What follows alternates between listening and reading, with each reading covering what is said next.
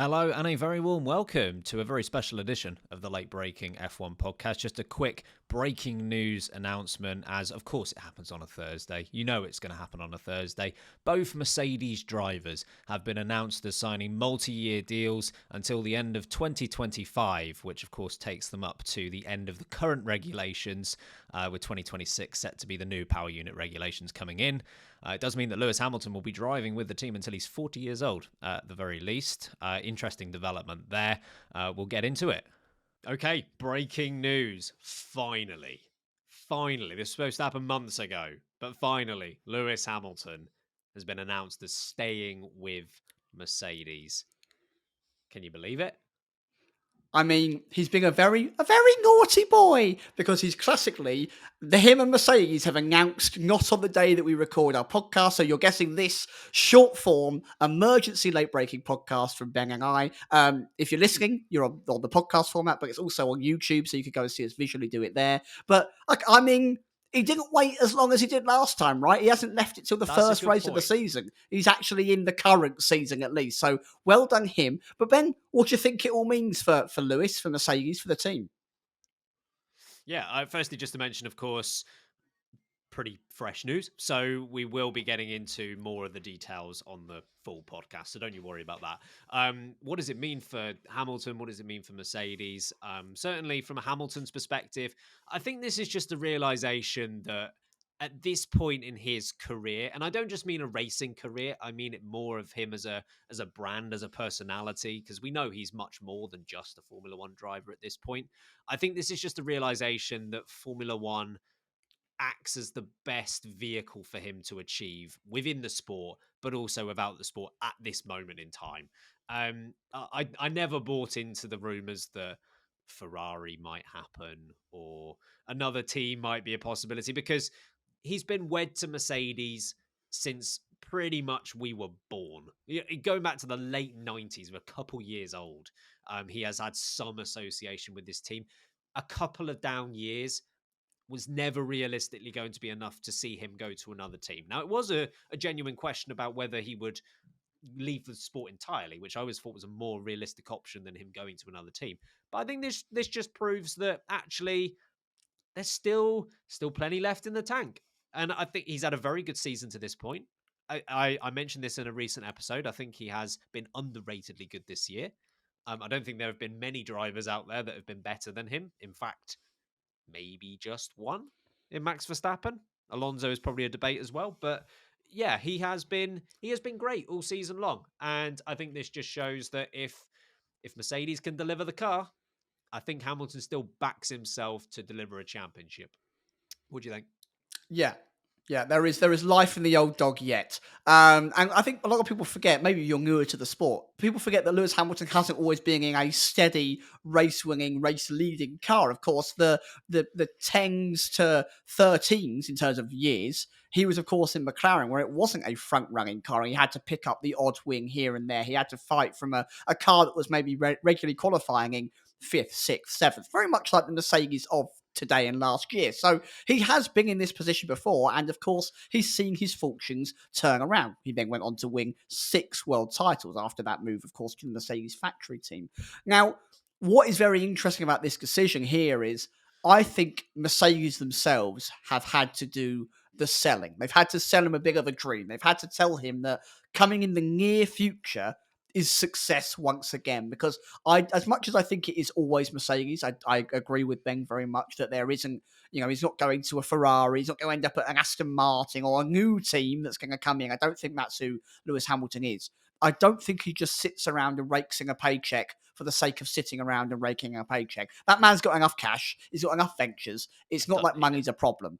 I think he don't need it. I do, Lewis, but he don't. So if he's in Formula One, he's in Formula One for success. It's not just to be mediocre. It's not just to drive around and hopefully finish 5th or 6th. So I think Toto Wolff, that engineering team, and the team that are going to forecast how good that car is, have sold him, look, you'll be back on top within 12 months. We're going to get the car to fight right back at the top again. And here is reason A, B, C, and D. And we know that Lewis is no idiot, because He made that move to Mercedes the first time round, and they must have sold him the same trajectory, and he must have understood it and bought into it and believed it, and he was proven right because he went on to win all those titles. So he knows what's going on behind the curtain. He understands what they mean with their engineering and how the chassis works, and how the engine works.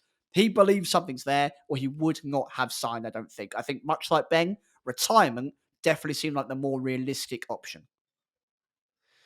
What is intriguing is that recently he has made a comment. I think he might have been agreeing with a comment from Charles Leclerc, and apologies if that's incorrect, where Charles Leclerc mentioned it was difficult to see anyone beating Red Bull before 2026, which I guess makes this even more interesting in that if Hamilton agrees with that and he's still coming on board, maybe for the media he's being more pessimistic than he actually is internally.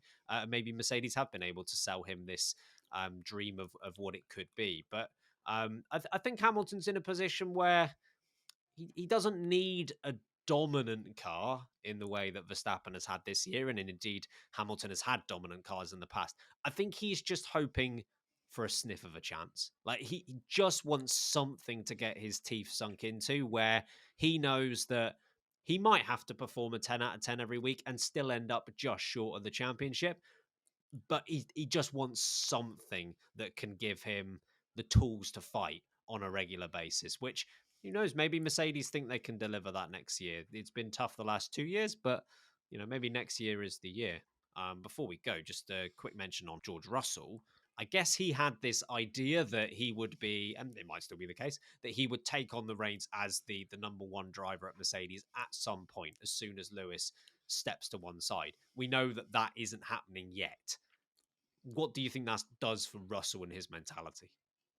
I think initially out the blocks, disaster for George Russell. I think he was very much of the attitude of, I learn from the greatest, in his opinion. I learn from this 7-time world champion. I take as much as I can. 2 years in, boom, Lewis is gone. I'm the team leading out. And Mercedes, of course, in his mind, have a world title fighting car that he can lead the team, pick up the wings, take home the world titles, and he's got nothing to complain about. He is the de facto guy that Mercedes would turn to. This makes him, and I think it's fair to say, the B driver for the team for a little while to go just yet. There's no rookie coming in. They're not going to be looking outside of Mercedes to try and bring in a driver to sit alongside George Russell. He is going to have to play the Padawan to the Jedi for quite a while longer. And I think that Russell hasn't continually proved himself good enough yet to have himself entirely on a level playing field to Lewis Hamilton. If he had recreated what he did in season one, in season two again, he'd have a fair shout to go, look, Lewis, old man, you were once fantastic, but you're not there anymore. Still very good, but I'm the king around these parts. He can't do that. He is getting comfortably bested by Lewis Hamilton this season, and so it's going to carry on into the next season where he will have to prove himself yet again. I think long term, he'll still be the guy. He'll still be the guy that becomes number one. And if they give a car for 5-6 years, maybe he wins a few titles down the road. But for right now, going into 2024, I think there's a little bit of heartbreak there. I actually think it's a net positive for Russell in that, yes, Lewis Hamilton is a tougher opponent than pretty much anyone else you could put in that seat. But I think if that was the choice versus scrambling around to find someone else to put in that seat who George Russell would confidently determine he could beat them, I still think the option of Hamilton in that seat is the better one. Um, Look, the reality is that Russell will probably never overtake Lewis Hamilton as a name and a personality, and any team that has Lewis Hamilton in it, Hamilton almost is always going to be the de facto leader of the team, just based on his experience and the value of his name, and even outside of his ability. But I think overall, actually having two very competent drivers is good for the team, and is therefore good for George Russell himself. I could be wrong on that, and I wouldn't be surprised if George Russell turned around next season and did beat Lewis Hamilton. I do think they are pretty similar in terms of pace. It's not going very well from this year, but do I think George Russell could? I think he was hoping he'd get the keys to Mercedes a little earlier than perhaps he's going to get them. But actually, for the long term success of the team and him individually, I don't think having Hamilton around is a problem. as mentioned, we will get into this news a lot more on the podcast. But of course, we wanted to, as soon as the news broke, get something out there for you to give our takes on this. Anything else you want to mention, Sam?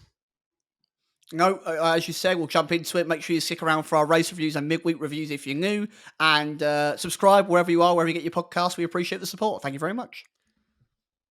Keep breaking late.